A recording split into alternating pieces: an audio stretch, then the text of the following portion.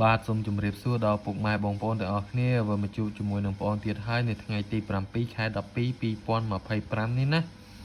យើងមកមើលនៅថ្ងៃទី6ខែ12នេះពុកម៉ែបងប្អូនដែលបានចូលណាចូលដែលបានទិញលេខប្អូនមកគ្រាប់ BC យកទៅលេងនេះចូលចំនៅថ្ងៃទី6ខែ12ម៉ោង6កន្លះនេះណាចូលចំ26ចំប៉ុសេតែម្ដងណាពុកម៉ែបងប្អូនចូលចំបុកប៉ុសេតែម្ដងចូលចំច្បាស់តែម្ដងមកបងប្អូនចង់បានលេខច្បាស់មកគ្រាប់ BC យកទៅលេង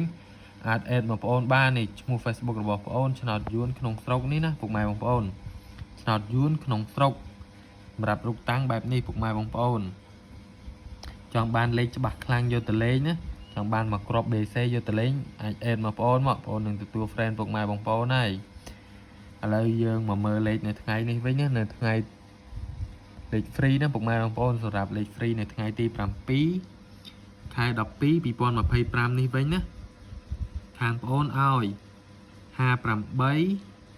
69និង55ចំណែកលេខធំបងប្អូនឲ្យ58គុតគុណនិង069គុណបាទហើយសម្រាប់លេខ free ពុកម៉ែបងប្អូនយកទៅចាក់លេង ABCD ពុកម៉ែបងប្អូនចាក់ម៉ោង4កន្លះនិងម៉ោង6កន្លះហើយបងប្អូនចង់បានលេខច្បាស់ខ្លាំងយកទៅលេងណាចង់បានលេខមកគ្រាប់ចូលចំដូចដែលពុកម៉ែបងប្អូនចូលចំម៉ោង6កន្លះនេះណានៅថ្ងៃទី6នេះណាអាចអេតមកបងប្អូនបាននេះឈ្មោះ Facebook របស់បងប្អូនឆ្នោតយួនក្នុងស្រុកណាពុកម៉ែបងប្អូនឆ្នោតយួនក្នុងស្រុកចង់បានលេខច្បាស់យកទៅលេងនៅថ្ងៃទី7នេះណាចង់បានលេខច្បាស់អាចអេតមកបងប្អូនបានហើយសម្រាប់ថ្ងៃទី7នេះច្បាស់ខ្លាំងណាមកគ្រាប់ BC នេះណាត្រូវបានយកសកុនពុកម៉ែបងប្អូនត្រូវបានយកសកុនសម្រាប់ខាងបងប្អូនត្រូវបានយកសេវាបងជាណាត្រូវបានយកសេវាមកគ្រាប់ BC អេតមកបងប្អូនមកបងនឹងទទួល friend ពុកម៉ែបងប្អូនហើយសម្រាប់ថ្ងៃនេះបងប្អូនមានតែប៉ុណ្្នឹងទេ